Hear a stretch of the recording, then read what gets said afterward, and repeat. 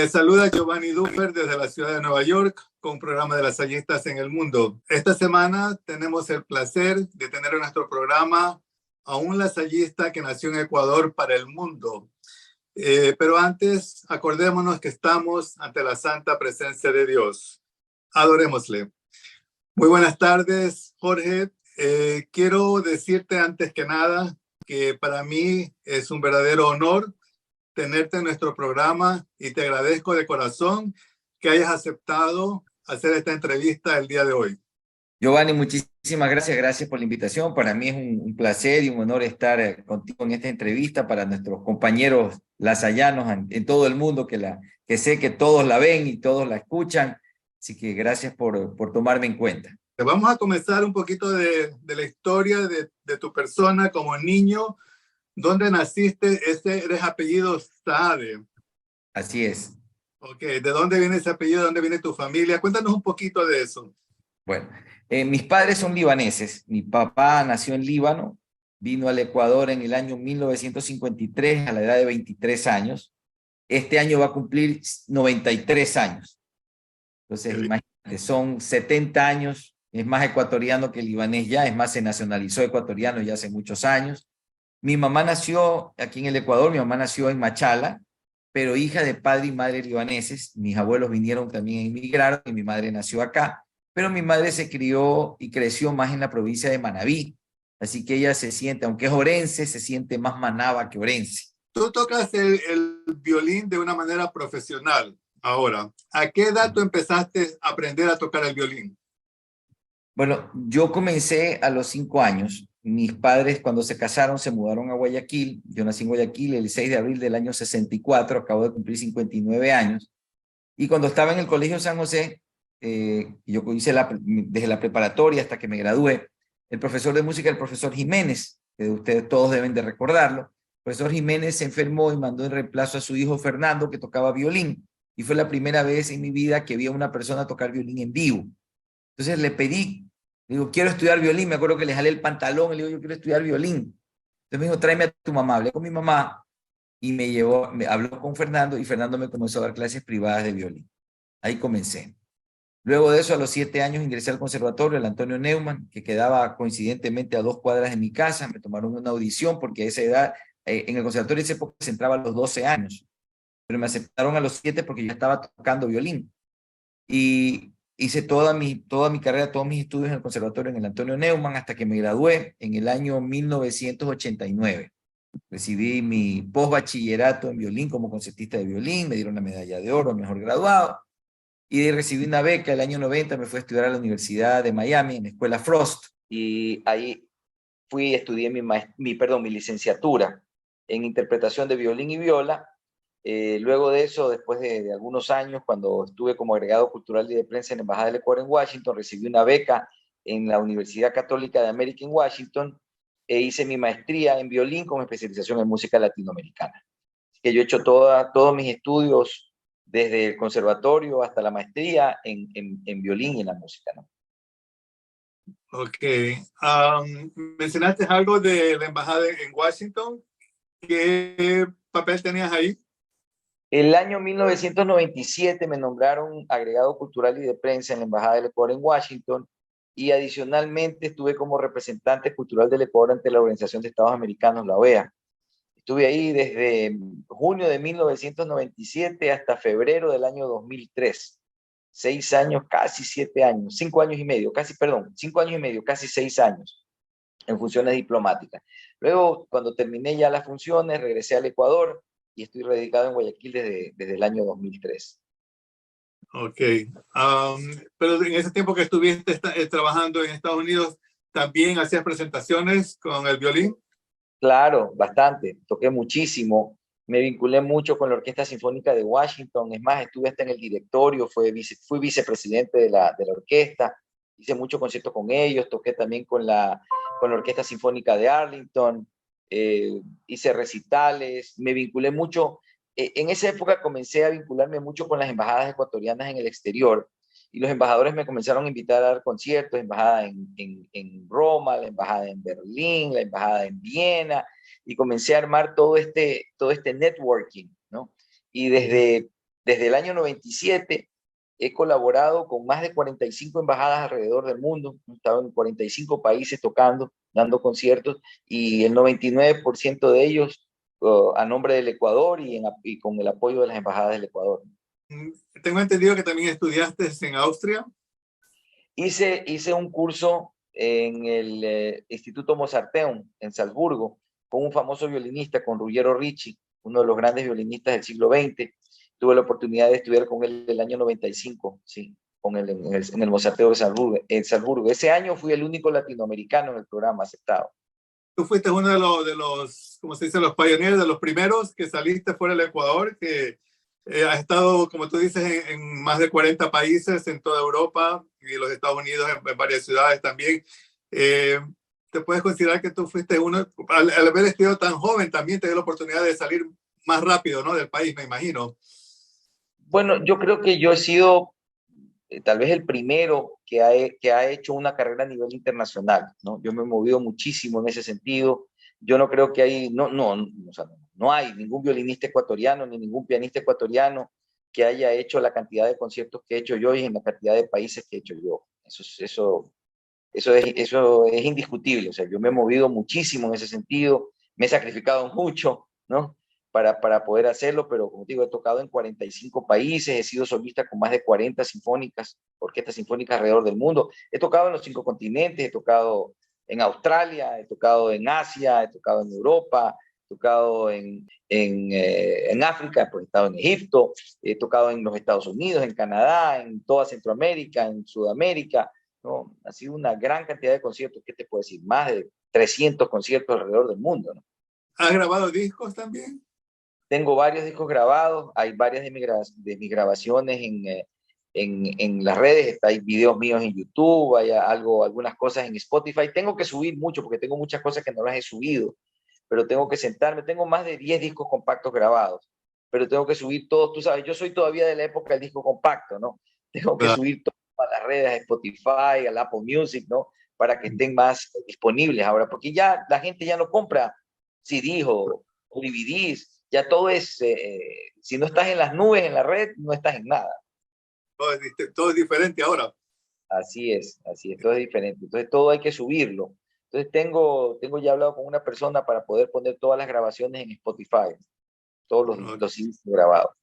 Okay. De todos los países que visitaste, todos los conciertos en los que tocaste, ¿cuál es el que más recuerdas que tú dices, bueno, este me dio la mayor satisfacción en mi carrera profesional?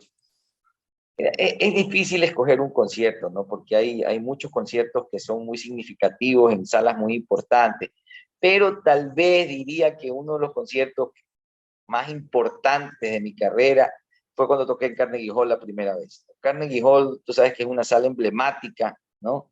Y todo músico sueña con algún día tocar. Y yo he tenido la bendición de tocar 4 veces en Carnegie Hall. La última vez fue el año 2017. Es más, hasta ganamos un premio. La Asociación de Críticos de Espectáculos de Nueva York nos dio el premio al mejor recital del año 2017. Entonces, yo podría decir que tal vez Carnegie Hall en ese sentido es un concierto muy especial, pero han habido muchos otros. O sea, he tocado en la casa de Beethoven, he tocado en la casa de Schubert, la de Beethoven en Bonn, la de Schubert en Viena, he tocado en el Palacio Real en Varsovia, Teatro Colón de Buenos Aires, o sea, salas muy emblemáticas, Kennedy Center de Nueva York, Royal Festival Hall de Londres. Nunca me imaginé, por ejemplo, tocar en la Casa de la Ópera en Sydney. O sea, son cosas que tú sueñas con eso, ves tremendo teatro, ¿no? Toda la vida, y de un momento a otro te sale la oportunidad de tocar ahí, ¿no? Entonces, hay muchos conciertos que significan mucho, pero si tengo que escoger uno, tal vez por el significado, la relevancia que tiene el Carnegie, sería Carnegie Hall.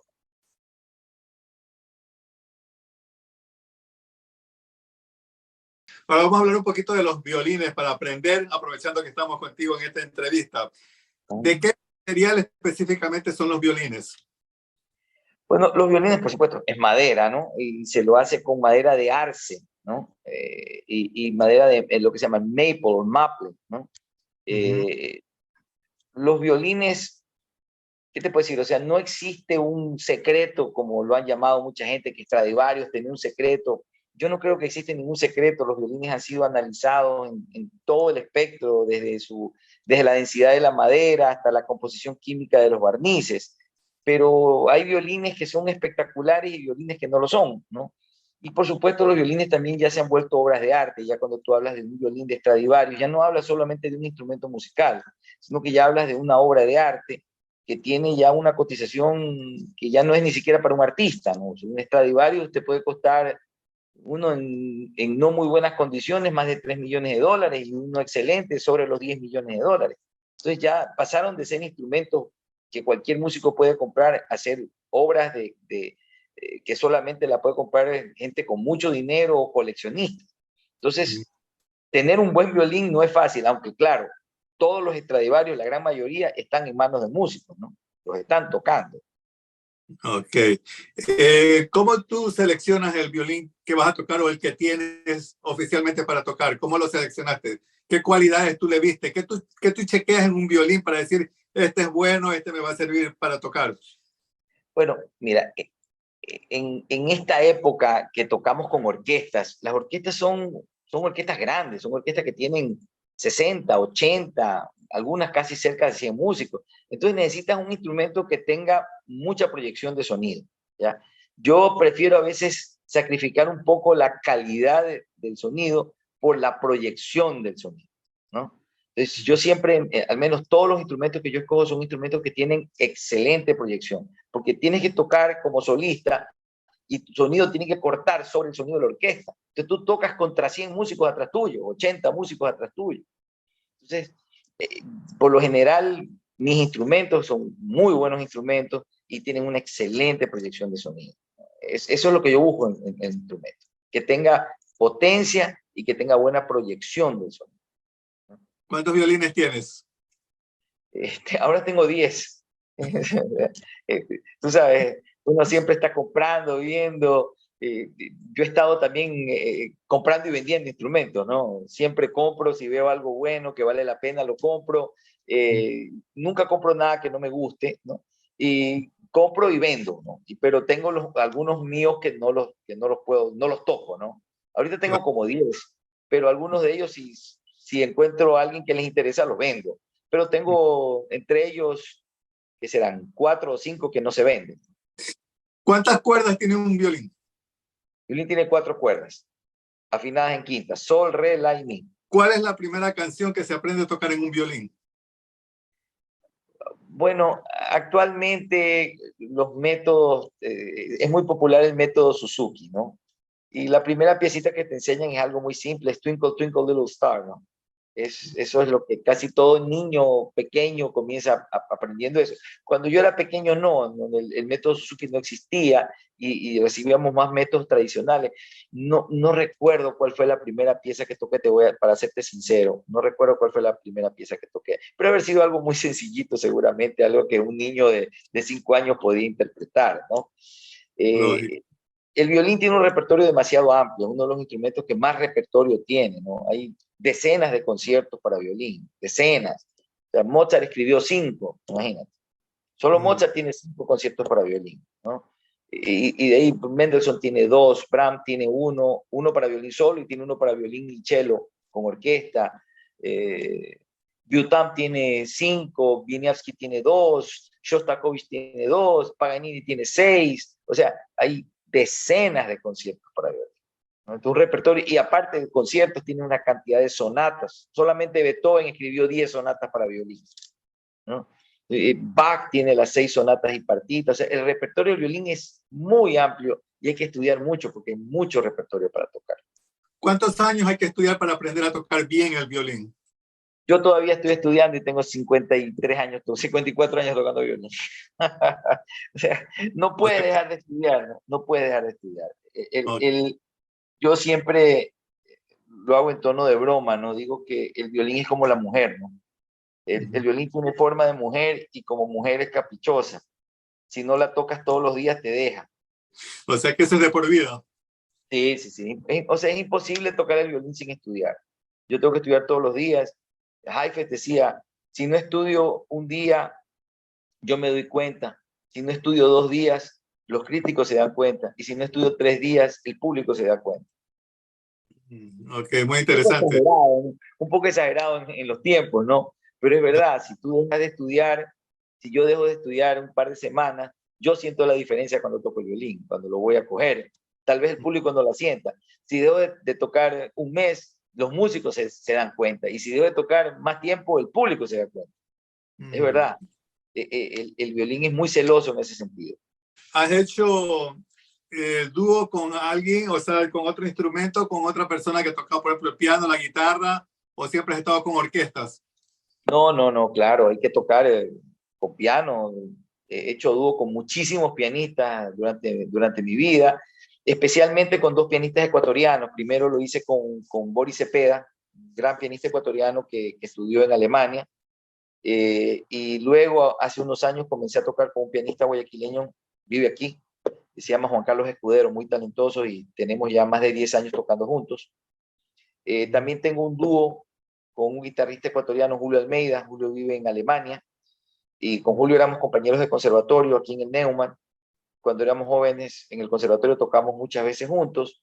Luego Julio fue a estudiar a Alemania, yo me fui a Estados Unidos, perdimos el contacto, y el año, creo que, bueno, nos volvimos a reencontrar cuando fui a tocar a la Casa de Beethoven en el año 98, porque él vivía al lado de Bonn, en Colonia. Ujú. Y nos reencontramos, hablamos de arrancar nuevamente el dúo, y el año 2002 formalmente formamos el dúo Paganini. El año pasado cumplimos 20 años de tocar juntos. El año pasado dimos varios recitales aquí en el Ecuador. La pandemia nos frenó un poco la agenda de conciertos a nivel internacional, pero estamos hablando ya nuevamente de reiniciar para el próximo año, ¿no? Arrancar nuevamente con conciertos a nivel internacional. Con Julio hemos tocado, imagínate, Japón, Australia, China, Indonesia, Malasia, Estados Unidos. Tocamos hasta en el Carnegie Hall junto con Julio Almeida, ¿no? Pero Teatro Colón de Buenos Aires, o sea, hemos tocado mucho Julio y yo juntos. ¿Tú tienes algún tipo de música específica para tocar, o como tú mencionaste es muy variada, pero también se puede tocar música nacional, pasillos o cualquier tipo de música también? A ver, yo trato, por supuesto, de escoger lo que quiero tocar, ¿no? Pero cuando yo era estudiante, por supuesto, me concentré en lo que es la música de los compositores académicos, ¿no? Bach, Beethoven, Brahms, Mendelssohn, son compositores contemporáneos. Y cuando di mi recital de grado, eh, lo toqué con un fabuloso pianista polaco-canadiense, Adam Alexander Bergenek, que ahora es mi compadre, es padrino de mi última hija. Hicimos un programa espectacular, o sea, tocamos la meditación de Massenet, la sonata de César Franck, que es una de los caballos de batalla del violín, el Nigun de Bloch, muchas otras obras. Y luego del recital de grado, yo decidí que había que hacer un CD, y grabamos el programa. Cuando estábamos grabando, dije, oye, sería bonito poner una pieza de un compositor ecuatoriano. Y en mi juventud yo había estudiado con el maestro Enrique Espín Yepes, el compositor de Pasional, que era violinista, y vivía en México, pero él venía siempre al Ecuador y me quería mucho, y yo estudié con él. Cada que venía al Ecuador tomaba clases con él. Y me dio varias de sus piezas, y estudié con él una piecita que se llama Danza Ecuatoriana, que es una obra cortita de 2 minutos, ¿no?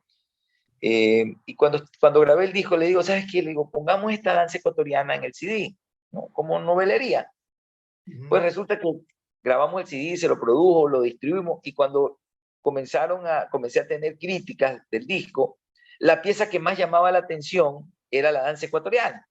Ah, qué La bien. piecita, la piecita que menos atención le habíamos dado, que la cogimos y la montamos una hora antes de grabarla, porque no la habíamos tocado en un concierto. Y resulta que es la pieza que más llamó la atención. Entonces me di cuenta que existía un nicho muy, muy interesante en la música de compositores ecuatorianos.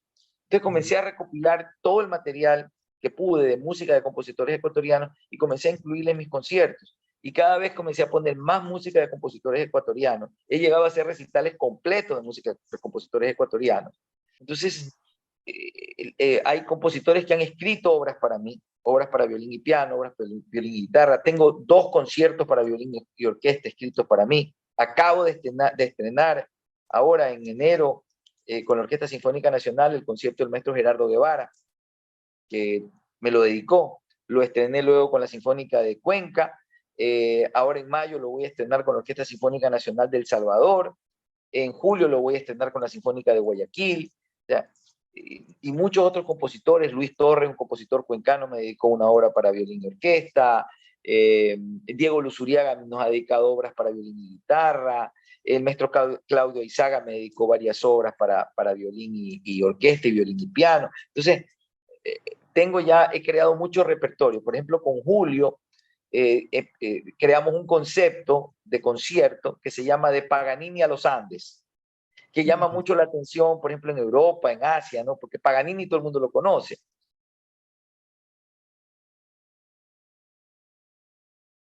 Y cuando tú dices, vamos a hacer un concierto que se llama De Paganini a los Andes, entonces comenzamos, por supuesto, con música de Paganini, con música de compositores clásicos, pasamos a música de compositores latinoamericanos y terminamos con una segunda parte completa de música de compositores ecuatorianos. Claro, lo que yo no hago es tocar arreglos de pasillo, por ejemplo.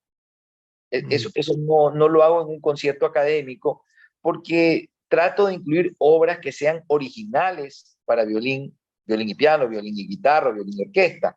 Música académica, por supuesto, todas están en ritmo de pasillo, de danzante, de yarabí, de tonada, ¿no? Todas son obras nacionalistas, pero no son canciones. La única obra que toco yo que la gente reconoce es Pasional, de Enrique Spinetta, porque Pasional fue escrito originalmente para violín y piano, lo que la gente no sabe. Enrique Spinetta era violinista y él tomó el tema del concierto número 5 para violín y orquesta del compositor belga Henry Button, y tomó ese tema y compuso un pasillo académico que lo llamó Romanza en homenaje a Button. Enrique Spinetta vivía en México y en esa época estaba enamorado de una mujer casada que no le correspondía a su amor. Entonces, como buen ecuatoriano y como buen músico, era bohemio y le encantaba pegarse los tragos, como decimos. Y en una noche de copas, en una noche de bohemia con los amigos, le pusieron letra a ese pasillo para violín. Y ahí es cuando cambia del pasillo académico a la canción que todos conocemos, Pasional. Yo toco la versión original de Pasión. Esa está en Spotify, la puedes encontrar, la tengo grabada con Juan Carlos Escudero. Esa versión que tú ves, mucha gente me dice, ay, qué bonito el arreglo. No, lo que ustedes cantan es el arreglo, lo que yo toco es la versión original. Así fue escrita Pasional. Pero no incluyo pasillos tradicionales en mis conciertos, no lo hago, porque no son escritos para violín, son canciones.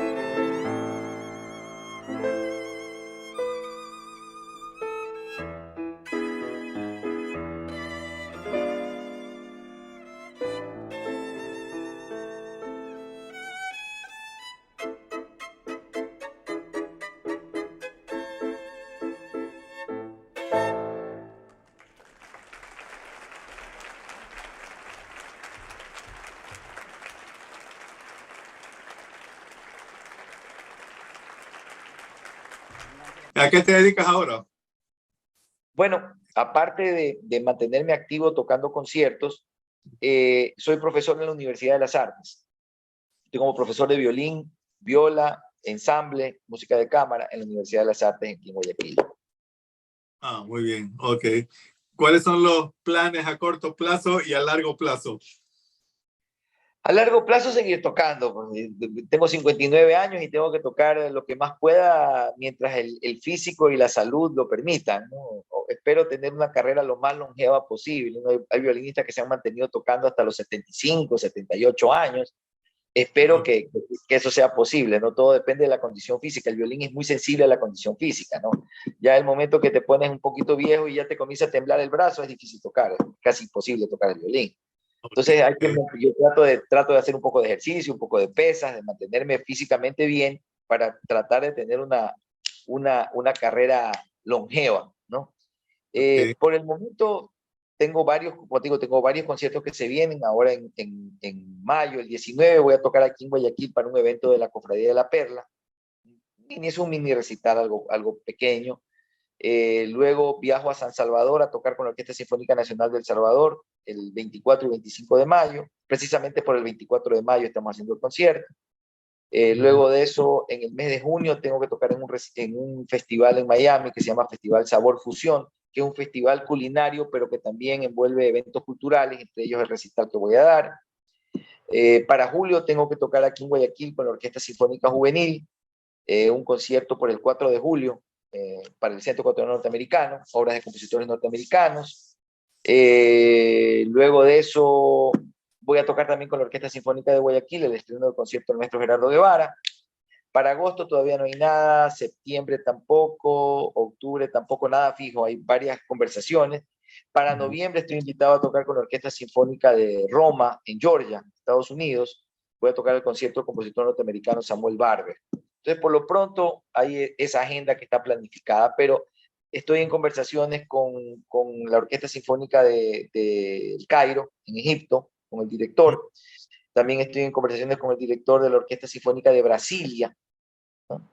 El embajador del Ecuador en Montevideo también me está invitando a que vaya a tocar, el embajador del Ecuador en Australia me está invitando a que vaya a tocar, hay varios embajadores que son amigos, el embajador del Ecuador en la India también estamos en conversaciones, están tratando de organizar conciertos, entonces hay algunas cosas que se van a ir dando al pasar de los meses.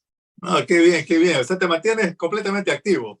Definitivamente sí, mientras más conciertos se puedan dar, mejor. ¿Qué consejo te gustaría darle a la juventud? Por ejemplo, alguien que también quisiera seguir tus pasos de estudiar el violín y música clásica, que ahora la verdad es que no se escucha mucho, o sea, es difícil, pero siempre hay jóvenes que les gustaría seguir esos caminos, esa carrera. ¿Qué tu consejo les darías? Mira, yo creo que las personas deben hacer lo que les gusta. Eh, yo tengo 3 hijas y mi consejo a ellas fue estudien lo que les gusta, no estudies algo porque me va a dar, voy a ganar dinero o porque es más fácil conseguir trabajo. Yo creo que no hay nada peor en la vida que tener que hacer algo que no te gusta para poder vivir de ello, ¿ya? Yo he tenido la fortuna de poderme haber dedicado al violín toda mi vida. No vivo al 100% del violín, tengo que ser sincero. O sea, el violín, es difícil vivir del violín, al menos como yo quiero vivir, ¿no? O sea, se puede sobrevivir del instrumento, no es fácil, pero he hecho lo que a mí me gusta. Tal vez no he hecho, económicamente, no he hecho lo que podía haber hecho si me hubiera dedicado a otra cosa, pero las satisfacciones que he recibido el violín, o sea, el haber viajado por el mundo entero, lo he hecho gracias al violín. Entonces, como joven, si te gusta algo, hazlo y hazlo lo mejor posible y dedícate a ello y concéntrate en ello, ¿no? Por ejemplo, mi segunda hija fue abanderada del colegio y primero quiso estudiar Computer Animation. Entró a la universidad, a la escuela de ingeniería en computación y no le gustó. Y el primer semestre me dice, papá, no me gusta, quiero estudiar otra cosa. Le digo, bueno, ¿qué quieres estudiar? Me dice, quiero estudiar cocina. Le digo, cocina, le digo, abanderada del colegio. Me dice, sí, yo quiero estudiar para hacer panadería y pastelería. Dije, mira, estudia lo que quieras, no importa lo que quieras estudiar, pero lo que vas a estudiar, sé lo mejor lo mejor que puede ser en esa profesión. Y no quiero que estudies en institutos ni en academia, universidad, y me sacas un título. Entonces entró en la UES a estudiar gastronomía. Bueno, ella ahorita es la chef corporativa de Antonio Bachur, que es uno de los 10 mejores chefs pasteleros del mundo. Ella ahorita está codeándose con chefs de estrellas Michelin, acaba de regresar con Antonio Bachur de hacer cursos de pastelería en España, acaba de venir de Chile y de Buenos Aires. Ha estado más de un mes viajando, dando cursos alrededor del mundo, ha estado en Ucrania, en Tailandia, en la India, en el Japón, en México, o sea, porque, ¿y qué hace ella?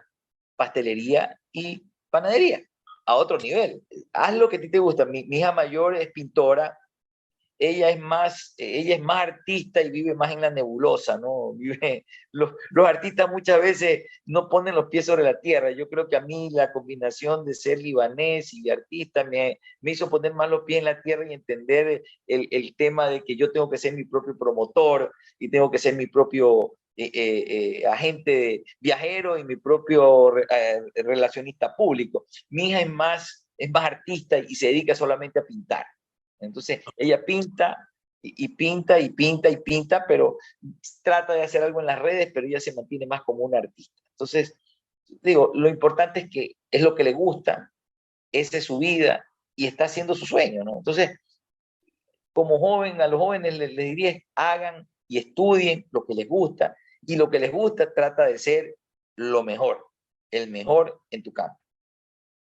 Okay. Muchísimas gracias por ese consejo. No hay peor cosa que trabajar o ganarse la vida haciendo lo que no nos gusta. Entonces, lo que sea, pues que sea bienvenido, pero tratar de ser el mejor siempre, ¿no? Definitivamente, o sea, mucha gente te dice, es que tú has tenido suerte. A ver, hay un ingrediente de suerte en la vida, es indiscutible, ¿no? Pero la suerte no viene a tocar la puerta de tu casa. O sea, sentado en tu casa, nadie va a venir a tocarte la puerta para darte suerte. La suerte hay que salirla a buscar. Tienes que hacértela tú mismo. Suerte, a mis hijas siempre le digo, a ver, la suerte hay que salir, hay que buscarla, hay que reconocerla, tomarla, aprovecharla y conservarla. Claro. Entonces requiere mucho trabajo. Las oportunidades se presentan y muchas veces a las personas se les presentan las oportunidades, se les estrellan en las narices y no las ven, no se dan cuenta de la oportunidad que existe. Muchas veces por comodidad, muchas veces porque las expectativas son mucho más altas y lo que están viendo no creen que es lo suficiente. Yo he tratado de tomar todas las oportunidades que he tenido en mi vida y de explotarlas. Y mientras más alto el sueño, tal vez no pegas tan alto, pero pega cerca. Es que si no estás preparado no puedes hacer nada. O sea, no puedes pretender tener una carrera de violinista si no estás preparado para tocar el violín. Pues. O sea, ¿qué sacas de tener? Te dicen, ven a tocar a Carnegie Hall, pero no puedes pararte y tocar. ¿De qué te sirve? O sea, eso, vas a ir una vez, vas a hacer el ridículo y se acabó, nunca más vas a regresar. O sea, o sea, es todo un componente, tienes que haberte sacrificado, tienes que haberte estudiado, haberte quemado las pestañas, haber practicado, y luego de eso, ir, y luego de que estás preparado, o sea, yo no puedo tener un concierto con una orquesta a nivel internacional sin estar preparado para pararme frente a esa orquesta y tocar, o sea, no puedo buscar esa oportunidad si no tengo la preparación. Mi padre es una persona que tiene una posición económica buena, pero la posición económica buena no me ha dado todas las oportunidades. Imagínate, yo estudié con becas, mi licenciatura y mi maestría fueron con becas por talento. Sí, muy bien, porque mi padre tenía las condiciones, no vivía cuando estuve en Miami estudiando, no vivía en los dormitorios de estudiantes, mi padre tenía un departamento, tenía un buen carro y vivía bien, pero la universidad fue con beca. O sea, igual podía haber ido a estudiar y haber vivido en un dormitorio de estudiantes y haber tenido bicicleta, ¿no? O sea, pude tener un mejor estilo de vida, pero mis estudios los hice con beca. Igualmente cuando tuve la maestría fue con una beca. Entonces, ¿por qué? Porque me sacrifiqué, estudié, me preparé y busqué, ¿no? Y luego de eso, te digo, he buscado y yo estoy activamente buscando oportunidades para tocar todos los días. Estoy escribiendo a mis amigos, a contactos, amigos directores, conociendo a otros directores, y siempre me mantengo en contacto. Y tú sabes, muchas veces tienes que recibir 99 no para recibir un sí. No te puedes desanimar porque las cosas no salen de primera. Mira, como te digo, mis padres son libaneses y yo quería tocar, uno de mis sueños era tocar con la Orquesta Sinfónica Nacional del Líbano, por la connotación familiar. O sea, mi papá vino al Ecuador de 23 años con una mano adelante y una mano atrás, y que su hijo regrese después de 50 años o 60 años a tocar como solista con la Orquesta Sinfónica Nacional del Líbano. Pero me costó mucho, porque la Orquesta Sinfónica Nacional del Líbano tiene un estándar muy alto, y cuando yo fui e hice el contacto, me dijeron, bueno, sí, pero que tú seas hijo de libanés no te da derecho a tocar con la orquesta. Y a diferencia de lo que pensamos aquí en el Ecuador, es que yo soy ecuatoriano y tengo derechos. No, allá no tienes ningún derecho. Podrás ser hijo de libanés, en todo lo que tú quieras, pero aquí no es así de fácil. Y me tomó muchos años, me tomó más de 6, 7 años conseguir que la orquesta me abra la puerta para poder tocar. Y fue y lo logré, toqué y me invitaron y tengo una muy buena relación con el director y todo, pero fue un trabajo. Y eso que toqué varias veces en el Líbano, recitales, pero no fue fácil. Entonces, muchas veces, como te digo, te dan muchas veces el no, y hay que seguir insistiendo y seguir insistiendo hasta que las cosas se consiguen. Para mí ha sido más fácil tocar con la Orquesta Sinfónica Nacional de Cuba. Yo he tocado 6 veces con la Sinfónica Nacional de Cuba. Y fue más fácil que tocar con la del Líbano, donde supuestamente tenía todos los contactos y todo el derecho, entre comillas, siendo hijo de libanés, ¿no? Pero lo bueno es que fuiste persistente y lo lograste. Así es.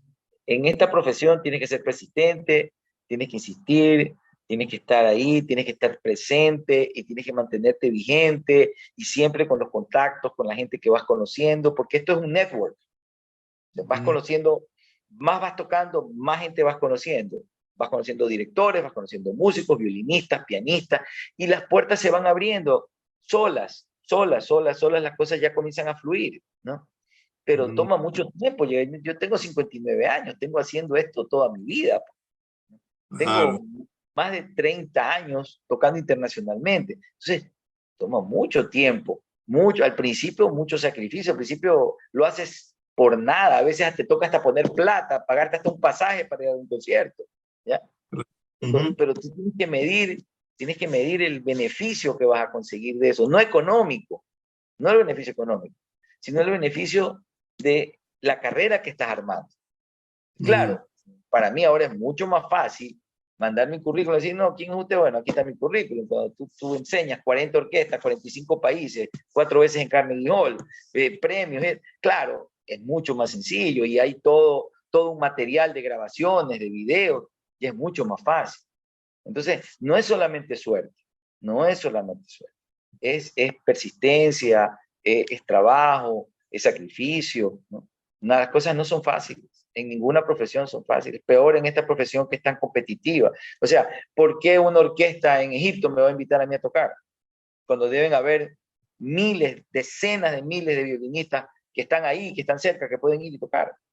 Primero tienes que también buscar un nicho, ¿no?, que te abre esas puertas. Por ejemplo, yo trato de tocar muchas obras de compositores ecuatorianos, conciertos, obras. Tengo obras de compositores libaneses, obras de compositores contemporáneos norteamericanos. Entonces, trato de tener un repertorio que también es diferente y atractivo, que te abre puertas. Porque si voy a competir tocando lo mismo que toca todo el mundo, es más difícil. Hablando de todo ese repertorio que ¿tienes alguna canción especial que te gusta más, tu preferida, que la tocas en todos los conciertos? Hijo. Bueno, yo toco mucho esa danza ecuatoriana, ¿no? Y la toco siempre como anchor, como bis, o sea, fuera de programa, porque es una piecita muy bonita, muy ecuatoriana, corta y muy virtuosa. Entonces siempre es bonito terminar un concierto con ella porque eso hace por lo general que el público se pare, ¿no? Te despidan de pie. Entonces es una pieza muy efectiva, muy bonita y la toco muchísimo, ¿no? Casi en todos mis conciertos la toco.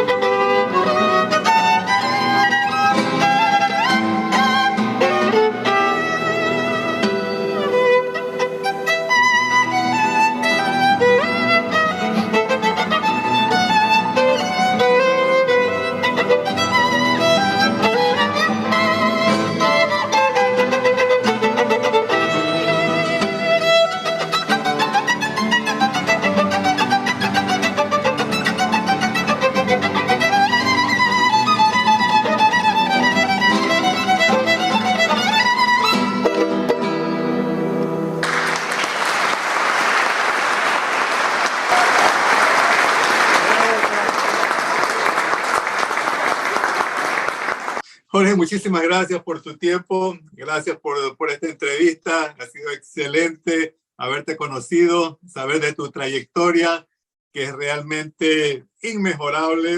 ¿O tú crees que te falta algo más por lograr? Sí, sí, sí, sí, sí, definitivamente. Todavía hay muchas salas a las que no he llegado, muchos países a los que no he ido. Todavía hay muchas cosas que quiero grabar que no he grabado. No, todavía hay mucho que hacer. Estoy contento con lo que he hecho, definitivamente. Estoy muy contento con lo que he hecho. O sea, como digo, si me muero mañana, me puedo morir con la tranquilidad de que he hecho lo mejor que he podido en mi vida y que he hecho muchas cosas que soñé hacer, pero de que hay por hacer, todavía hay muchas cosas para mí por hacer. Todavía tengo metas, todavía tengo sueños, todavía tengo deseos de hacer otras cosas. Los conciertos que tengas en el futuro me los dejas saber para yo también avisarlo, publicarlos aquí en las Sellistas por el Mundo, para que en el país que estés, a lo mejor vienes a los Estados Unidos, te voy a ir a ver y seguimos en contacto. Así que tienes un público más amplio ahora, después de esta entrevista. Bueno, junio 22 en Miami, va a ser el festival, va a ser en el Hotel Marriott de Dadelands, ahí va a ser el concierto, y en noviembre me falta fecha, va a ser con la Orquesta Sinfónica de Georgia, en la Orquesta Sinfónica de Roma, perdón, en el estado de Georgia. Roma es una ciudad muy bonita, cerca de Atlanta, a unos 45 minutos de Atlanta, pero una linda ciudad, pequeña, un nivel cultural muy bueno, con una excelente orquesta sinfónica. El año antepasado fui invitado porque la orquesta cumplía 100 años y fui a tocar. Es la orquesta más antigua del sur de los Estados Unidos. Y me invitaron a tocar para el concierto inaugural de los 100 años de la temporada. Entonces ahora me han vuelto a invitar a tocar en noviembre, entonces voy a estar por allá. Y como te comenté, mayo 24 y 25 en San Salvador y en Santa Ana. 24 y 25 de mayo. Ok, tenemos las Sellistas en El Salvador, tenemos las Sellistas en Atlanta, tenemos las Sellistas en Miami. Espero que los vean, espero que se acerquen a saludar para reconocerlos. Muchísimas gracias nuevamente por tu tiempo, ha sido un placer haberte conocido. Viva Jesús en nuestros corazones por siempre. Gracias, Giovanni, muchísimas gracias. Un fuerte abrazo.